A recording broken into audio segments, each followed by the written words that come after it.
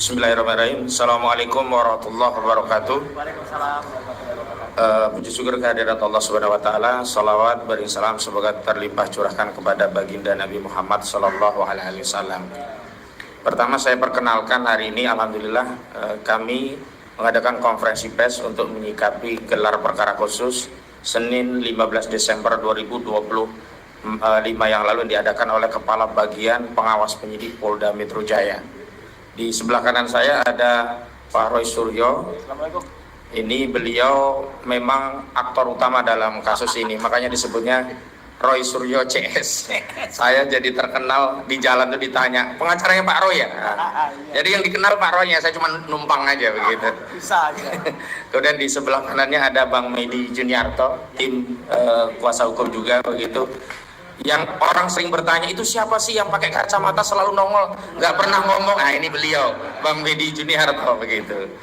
Kemudian beliau ini kuasa hukum. Sebelah paling kanan itu ini jenderal diam-diam, cuman sudah purna tugas, purna wirawan. Beliau nggak sombong jadi diam-diam. Beliau adalah Majen TNI Purnawirawan Pak Sunarko begitu. Terima datang Pak, terima kasih hadir. Kemudian sebelah kiri saya Bang Samsir Jalil. Beliau juga tim kuasa hukum yang hari ini insya Allah nanti akan membacakan sikap kami terhadap gelar perkara itu seperti apa. Kemudian ada Bang Rizal Fadilah.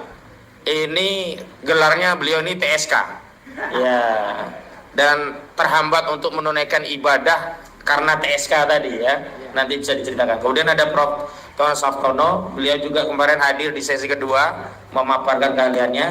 Ada rekan advokat baru zaman.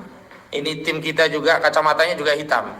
Jadi kalau bodyguard itu kita punya dua, Medi Juniarto dan Baharu Zaman ya. Bodyguard kita nih ya, lawyer juga. Kemudian Bung Aspari Piliang ya, ini tim advokasi yang kemarin juga ikut ke dalam proses gelar perkara khusus. Dan selanjutnya rekan sejawat saya Advokat Kurnia Triroyani yang kemarin juga ikut ke dalam selaku prinsipal. Kemudian ada juga Bung Rustam Effendi, kemarin juga hadir dalam, bahkan beliau ini yang meyakinkan ijazah itu sama dengan yang sudah beredar dan dia tegaskan foto itu bukan foto Jokowi, nanti bisa diceritakan lagi.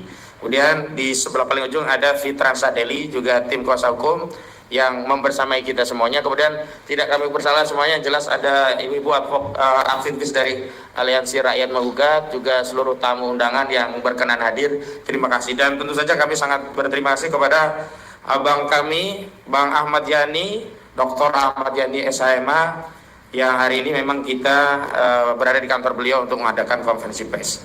Baik, yang pertama saya akan jelaskan apa yang terjadi dalam proses gelar perkara khusus. Dasar dari gelar perkara khusus itu adalah ketentuan pasal 33 Undang-Undang Perkapolri nomor 6 tahun 2019 begitu.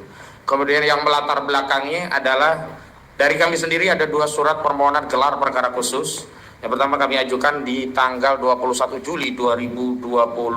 Kemudian yang kedua ada di tanggal 20 November 2025. Selain dari yang kami ajukan dari tim advokasi anti kriminalisasi akademisi dan aktivis, juga ada pengajuan dari tim advokasi Bang Egy Sujana tanggal 14 November 2025. Jadi ini yang melatar belakangi adanya gelar perkara khusus. Kemudian kemarin pihak yang mengadakan gelar perkara khusus adalah Kepala Bagian Pengawas Penyidik atau Kapasidik yang saat ini dijabat oleh Bapak AKBP. Kemarin beliau yang mengantarkan acara, dan gelar perkara khusus dipimpin langsung oleh Direktur Reserse Kriminal Umum Polda Metro Jaya bersama Pak Wadir. Jadi Kombes Pol Iman Imanuddin yang langsung memimpin agenda begitu. Hadir dari jajaran Polda Metro Jaya, penyidik di bagian Kamnak, kemudian juga ada kepala unit dari Kamnak, kemudian dari institusi polisian ada Divkum Mabes Polri, ada Itwasum Mabes Polri, ada Dipropam Mabes Polri. Kemudian mitra yang diundang ada Komnas Perempuan, sayangnya tidak hadir. Komnas HAM sayang tidak hadir, dan kemudian ada dari Ombudsman hadir untuk dimintai pandangannya dalam proses gelar perkara khusus. Kemudian dari Pendumas dari kami hadir, yang pertama adalah prinsipal dan kuasa hukum dari tim advokasi anti kriminalisasi akademisi dan aktivis, termasuk Pak Roy Suryo, Bu Kurnia, Bang Rustam, dan Bang Rizal Fadilah hadir, dan kami mau mendampingi ya, masing-masing itu oleh 2 orang advokat. Kemudian dari Terdumas hadir beberapa pelapor yang dulu melaporkan klien kami. Yang pertama Lecumanan yang didampingi oleh 2 orang, Ade Darmawan dan Boy Randikanu. Namun di sesi kedua pendampingnya ternyata tidak ada legal standing sehingga diminta untuk keluar dari ruangan begitu. Kemudian ada pelapor ini Joko Widodo yang ternyata kalau untuk urusan hukum nggak mau datang dia. Tapi kalau urusan diskusi media diundang Kompas, datang walaupun sejam, ngomong ngecapruk ya tentang AI dan sebagainya begitu. Tapi untuk urusan yang dia sendiri melaporkan klien kami gitu, dia tidak pernah hadir. Dan ini sekali lagi membuktikan memang tidak ada sisi kenegarawanan yang ada pada saudara Joko Widodo begitu. Dan kuasa hukum yang mendampingi setidaknya ada 4 yang mendampingi kuasa hukum dari saudara Joko Widodo. Jadi nggak fair juga begitu ya, kalau dari Joko Widodo 1 orang didampingi 4, sementara dari kami 1 orang hanya maksimum 2 kuasa hukum begitu. Kemudian ada namanya Andi Kurniawan selaku pelapor. Kemudian ada juga pelapor lainnya namanya Maret Samuel Sweken. Itu juga hadir sebagai terlapor Dumas kalau dalam konteks gelar perkara khusus. Dalam konteks kasus ijazah palsu ini dia sebagai pelapor. Jadi untuk diketahui ada 4 laporan yang dikonsolidasi oleh Polda Metro Jaya.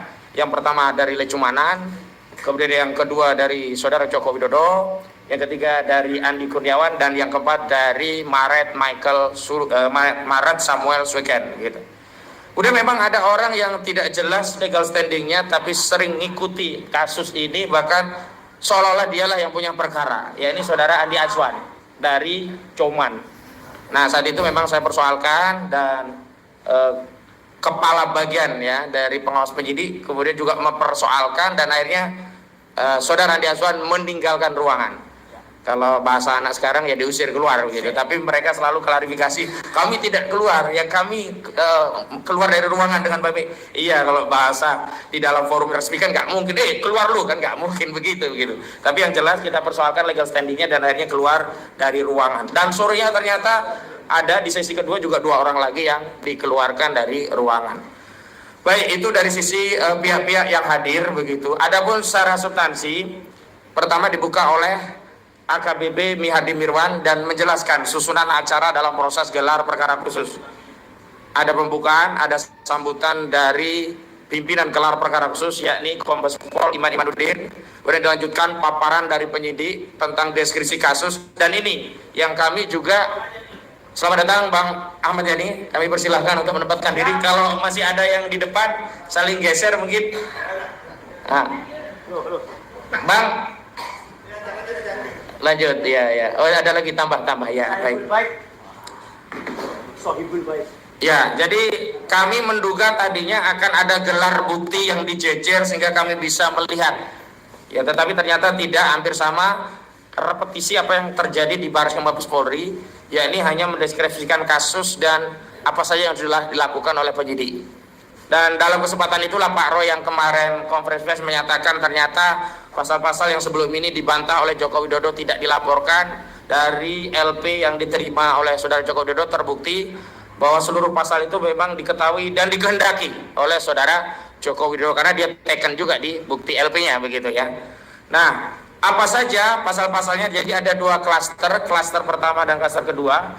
Klaster pertama ini pihak-pihak yang dijadikan tersangka ada Egy Sujana, ada Rizal Fadilah, ada Rustam Effendi, ada Damai Hari Lubis. Klaster kalau kami sebut ini klaster aktivis, ada 5 orang. Nah ini pasalnya ada beberapa pasal. Yang pertama 160 KUHP tentang penghasutan, kedua 28 ayat 2 Undang-Undang ITE tentang apa, menyebarkan kebencian dan permusuhan. Kemudian yang ketiga ada beberapa pasal yang sebenarnya tidak layak dilaporkan oleh para pelapor yang bukan pemilik ijazah karena delik aduan. Apa itu? Yakni 310 KUHP, 311 KUP, 27A Undang-Undang ITE yang ini delik aduan tentang pencemaran dan fitnah, ternyata ikut masuk dalam pasal-pasal di klaster pertama yang dilaporkan bukan oleh saudara Joko Widodo. Ya. Dia dikumulasi semuanya dikenakan pasal fitnah. Tapi untuk kasus pertama yang membedakan spesial untuk kasus pertama adalah 160 KUHP tentang penghasutan, 28 ayat 2 Undang-Undang ITE, dan yang dua itu yang berbeda. Selebihnya sama ya, 310, 311, 27A Undang-Undang ITE.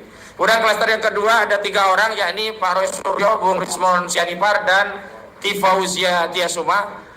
Ini pasalnya sama juga, mirip dengan pra peradilan. Kalau pra peradilan itu mengevaluasi kinerja penyidik dari eksternal melalui lembaga peradilan, mekanismenya adalah pra peradilan. Yang bentuk evaluasi itu adalah apakah penetapan tersangka itu dianggap sah atau justru tidak sah. Jika sah berarti penyidikan bisa maka putusan hakim pra peradilan bersifat final and binding, wajib dilaksanakan oleh penyidik sehingga perkara harus dihentikan. Adapun kalau gelar perkara khusus, hasil akhirnya adalah rekomendasi. Apabila dalam proses penyelidikan dan penyidikan ditemukan unsur-unsur yang melanggar ketentuan peraturan perundang-undangan yang berlaku, cara untuk menganalisanya ada 3 hal. Pertama, dari aspek kewenangan, kedua aspek prosedur, ketiga aspek substansi. Aspek kewenangan, apakah penyelidikan dan penyidikan dilakukan oleh penyidik sudah sesuai dengan kewenangannya atau dilakukan secara sewenang-wenang, abuse of power. Aspek prosedur adalah apakah tahapan proses dalam melakukan ditingkatkan penetapan tersangka itu sudah sesuai dengan ketentuan peraturan perundang-undangan yang berlaku, baik KUHP, Perkapolri, termasuk putusan-putusan undang-undang yang berkaitan dengan KUHP, misalnya putusan Mahkamah Konstitusi nomor 21 garing PUU strip Romawi 13 tahun 2000 garing 2014, di mana di sana ada kewajiban bagi penyidik untuk memeriksa calon tersangka sebelum ditetapkan sebagai tersangka. Aspek substansi tentu saja apakah materi-materinya yang diperiksa itu sudah sesuai dengan ketentuan peraturan perundang-undangan yang berlaku sehingga keputusan penyidik untuk menetapkan tersangka itu sudah sah. Nah, produk akhirnya rekomendasinya ada 2. Apabila penyelidikan dan penyidikan yang dilakukan oleh penyidik dinilai oleh bagian pengawas penyidikan Polda Metro Jaya sudah sesuai dengan ketentuan peraturan perundang-undangan yang berlaku, maka rekomendasinya adalah dipersilahkan atau direkomendasikan untuk melanjutkan penyidikan pada tahap selanjutnya. Yang kedua, apabila proses penyelidikan dan penyidikan dilakukan oleh penyidik dinilai oleh bagian pengawas penyidik bertentangan atau melanggar ketentuan peraturan perundang-undangan yang berlaku, maka direkomendasikan untuk dihentikan dan kepada Direktur Tindak Pidana Kriminal Umum Polda Metro Jaya direkomendasikan untuk menerbitkan SP3. Apa itu SP3? Surat Perintah Penghentian Penyidikan. Itu ya. Nah, kemarin yang kami sampaikan apa saja problemnya. Yang pertama, dari tahapan itu memang ada tahapan yang meloncat, yakni ada 1 dari 8 tersangka ditetapkan sebagai tersangka padahal tidak pernah diperiksa dalam proses penyidikan. Padahal Mahkamah Konstitusi telah menegaskan bahwa frasa yang dimaksud di dalam KUHP tentang bukti permulaan yang cukup untuk menetapkan seorang menjadi tersangka dalam proses penyidikan adalah terpenuhnya 2 alat bukti, dan salah satu konfirmasi terpenuhnya 2 alat bukti adalah dengan melakukan tindakan pemeriksaan terhadap calon tersangka limitatif. Ini perintah putusan Mahkamah Konstitusi, putusan nomor 21 garing PUU strip Romawi 13 garing 2014. Kalau nggak salah diputus di 18 April 2015, jadi masuk 2014, divonis 2015. Dan ini berimplikasi tidak hanya kepada seorang tersangka, tapi keseluruhan. Karena paket penyelidikan dan penyidikan disatukan dalam satu berkas. Pemberitahuan pengumuman tersangka diberikan kepada kami, klien kami ini juga dalam satu kesatuan. Tidak Pak Roy dikirimi sendiri, Bu Kurnia sendiri, nama sendiri, enggak. Tetapi 8 nama ini semuanya dalam satu paket proses penyelidikan penyidikan yang dilakukan oleh penyidik. Memang paket ini kemudian oleh penyidik dibuat 2 klaster. Silakan rekan sejawat. Ini Bang Abdul Ghafur Sangaji ya. Saya lanjutkan. Yang kedua, klaster apa yang kami sebut sebagai akademisi. Ya, klaster pertama kami sebut aktivis, klaster kedua disebut akademisi, begitu. Selanjutnya kami juga sudah sampaikan kritik soal bagaimana ada 3 orang yang ditetapkan tersangka padahal substansi pemeriksaannya belum masuk kepada perkara atau pokok-pokok peristiwa apa yang dipersoalkan oleh penyidik sehingga ketiga orang ini naik menjadi tersangka. Siapa saja? Pertama, Kurnia Triroyani. Kedua, Rizal Fadila. Ketiga, Roy Suryo. Apa problemnya? Kurnia Triroyani dan Rizal Fadila pada tingkat penyidikan sebelum diperiksa dan diambil keterangan itu sempat menanyakan ijazah aslinya mana atau ijazah yang disebut asli, tapi tidak diberikan oleh penyidik dan akhirnya tidak dilakukan pemeriksaan dari substansi perkara. Kenapa? Karena setiap pertanyaan dalam berita acara pemeriksaan yang tebal itu hanya dijawab, saya baru akan menjawabnya setelah ditunjukkan kepada saya ijazah Joko Widodo. Artinya belum masuk materi pokok perkara pada pemeriksaan BAP Kurnia Triroyani Rizal Fadila. Sementara terhadap Roy Suryo, karena panggilan limitatif pada satu peristiwa tertentu dan di tempat tertentu, ketika persoalan yang dipertanyakan justru keluar dari surat panggilan, peristiwa-peristiwa yang tidak relevan, tidak berkenaan, bahkan tidak sesuai dengan kapasitas seorang Roy Suryo karena tidak hadir dalam setiap video yang ditunjukkan, karena saksi di dalam KUHP itu diatur adalah orang yang melihat, mendengar, dan mengalami suatu peristiwa dan bisa menerangkan alasan kenapa ada dalam peristiwa itu. Dan karena semua yang peristiwa disodorkan Pak Roy Suryo saat itu tidak ada dalam peristiwa, jadi juga semuanya ditolak. Artinya juga belum sampai pada substansi materi pemeriksaan. Jadi kalau Egy Sujana itu secara formil dan material belum diperiksa sama sekali, Kurnia Triroyani, Rizal Fadila, dan Roy Suryo itu secara material belum masuk pada pokok pemeriksaan. Kemudian kami juga kemarin sampaikan kritik terkait adanya sejumlah tersangka yang profesinya sebagai advokat. Ada 3. Inisialnya DHL, ES, termasuk ya KTR ya. 3-tiganya advokat dan saat itu sedang menjalankan fungsi profesi sebagai advokat dan sesuai dengan ketentuan Undang-Undang Nomor 18 Tahun 2003 tentang advokat khususnya pasal 5 ditegaskan 3 hal. Pertama, advokat itu adalah penegak hukum sama dengan polisi, jaksa, juga hakim.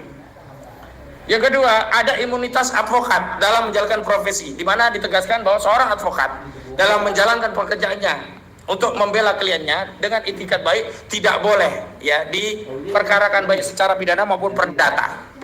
Dan yang ketiga, itikat baik dalam menjalankan perkara itu yang menjadi dasar bahwa advokat tadi memiliki imunitas.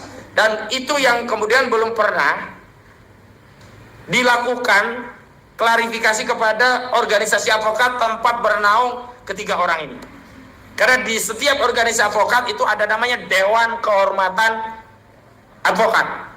Yang dimana Dewan Kehormatan tadi ketika penyidik hendak memanggil seorang advokat maka dia harus bertanya kepada organisasi advokat dan nanti meminta kepada organisasi tadi untuk menjelaskan apakah peristiwa yang hendak ditanyakan kepada advokat ini adalah bagian dari tugas dan tanggung jawab profesi advokat atau di luar kompetensi atau tugas dan tanggung jawab profesi.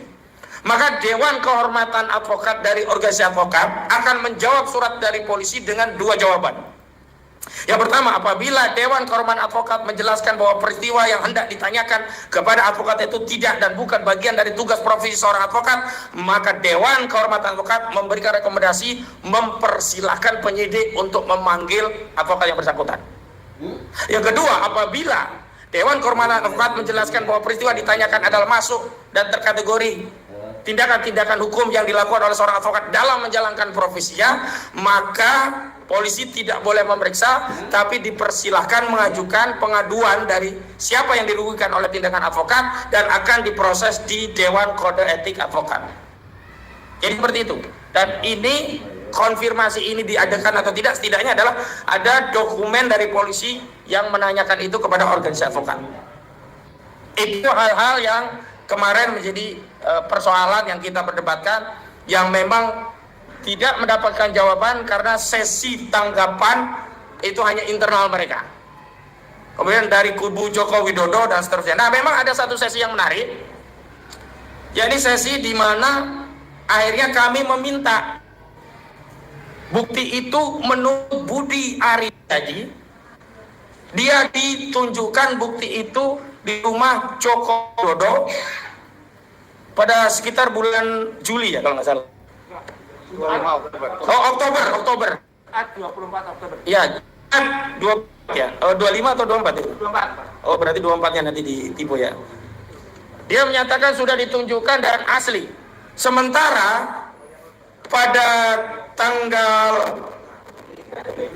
23 Julinya itu hari Rabu 23 Juli barang itu disita oleh penyidik Polda Metro Jaya saat melakukan pemeriksaan lanjutan kepada saudara Joko Widodo di Solo, karena saudara Joko Widodo mengaku sakit dan tidak bisa ke Jakarta, maka polisi yang ngalah ke Solo. Tapi sakitnya saudara Joko Widodo itu unik. Untuk ke Jakarta, keluar kota untuk memenuhi panggilan penyidik dalam rangka pro justisia tidak bisa. Tapi kalau nggak salah Kongres PSI itu di Jogja ya? Enggak, di Solo. Oh ya, Kongres PSI keluar untuk memberikan orasi begitu. Jadi sakitnya unik ini ya. Sakitnya kalau ketemu polisi itu nggak bisa. Tapi kalau untuk kongres, ke Kompas TV, wawancara media sehat. Tapi yang nggak sehat juga sih bisa kita lihat gitu ya. Jadi itu yang terjadi. Makanya kami meminta untuk memastikan apakah benar barang bukti itu ada, apakah benar barang bukti itu sudah disita. Jadi konteksnya akhirnya itu. Nah, sebelumnya hukum dari saudara Joko Widodo, Yakub Hasibuan beratan dan minta agar jangan ditunjukkan barang bukti itu kecuali nanti saja di pengadilan. Itu. Tapi akhirnya ada oleh Butatun ya kalau nggak salah namanya dari Ombudsman yang menjelaskan bahwa demi transparansi, dan inilah objek yang kami awasi dari Ombudsman, pengawasan tentang kinerja kepolisian apakah melakukan penyidikan transparan, maka sebaiknya ya rekomendasi dari Ombudsman barang bukti itu ditunjukkan. Penunjukan barang bukti itu tidak dalam konteks untuk mendeskripsikan atau menyimpulkan asli atau palsu, tidak, tapi hanya untuk memberikan barang bukti itu sudah disita oleh penyidik. Akhirnya dalam situasi yang dramatis ya Bu Kurnia, kita semua dramatis, kita bertanya-tanya kira-kira barangnya apa sih kok diumpetin terus gitu loh.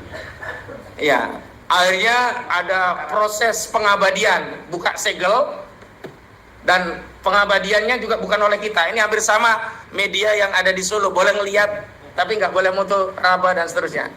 Dibuka oleh penyidik, kita hanya diperlihatkan. Dan dalam konteks diperlihatkan itu, kita hanya membenarkan bahwa barang bukti itu ada dan disita, itu saja. Jadi tidak dalam konteks apakah itu asli atau palsu. Karena selama ini di beberapa media kubu Joko Widodo memframing, oh udah selesai mereka, udah skakmat, buktinya asli, mereka nggak bisa ngomong-ngomong. Putusan asli atau tidak itu nanti di pengadilan. Bahwa kubu Jokowi tetap yakin itu asli, biarkan saja. Dan kubu Pak Roy Suryo justru makin meyakini itu palsu juga. Kenapa?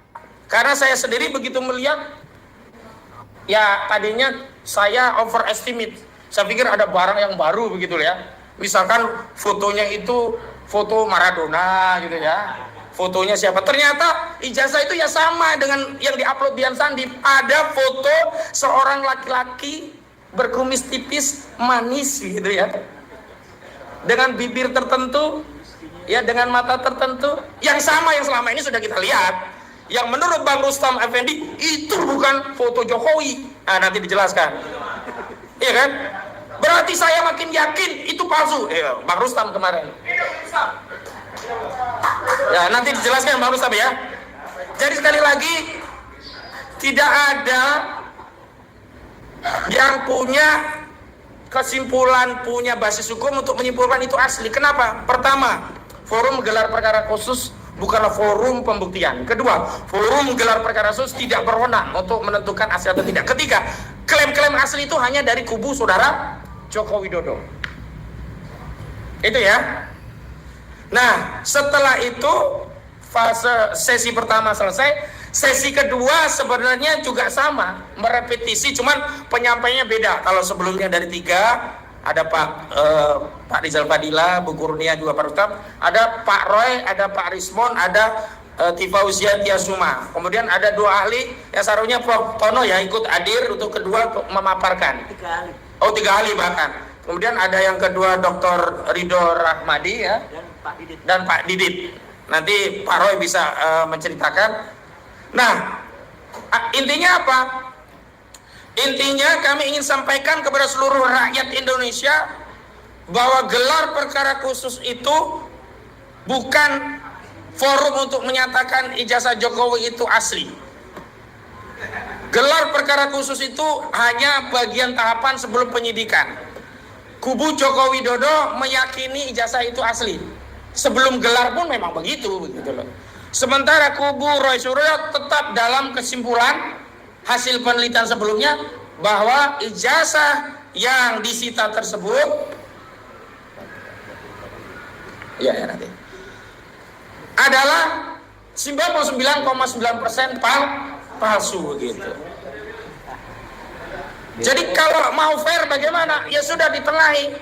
Objek itu dikeluarkan, diperiksa bareng-bareng, diuji bareng-bareng dengan mekanisme yang disepakati bareng-bareng, dengan metode yang disepakati bareng-bareng. Kesimpulan apapun para pihak harus tunduk. Itu baru fair. Gak boleh polisi meriksa sendiri di ruang tertutup, ruang gelap. Sementara Pak Roy ini dituduh melakukan fitnah dan pencemaran karena objeknya bukan yang dipegang Jokowi, bukan yang dimiliki oleh penyidik. Tinggal 1 langkah saja kan. Ya sudah, beri akses kepada klien kami Pak Roy Suryo, Pak Rismon dan yang lainnya untuk menguji. Ini yang akan menutup perbedaan pandangan, klaim yang berbeda. Tapi sepanjang itu belum dilakukan, maka jangan salahkan atau Pak Roy Suryo tetap saja dalam kesimpulan 99,9% palsu. Apa yang melatar belakangi? Ya karena objek yang kami lihat bareng-bareng, saya juga melihat itu ya ijazah yang fotonya yang selama ini beredar, yang ada di Dian Sandi, yang ada di KPU, yang ada di KPUD, yang sudah susah payah akhirnya dikeluarkan oleh otoritas penyelenggara pemilu itu. Nah, karena itu yang terakhir kami nanti ingin membacakan sikap resmi kami terhadap proses gelar perkara khusus. Namun sebelum pembacaan itu kami punya kesimpulan. Proses penyidikan ini cacat prosedur.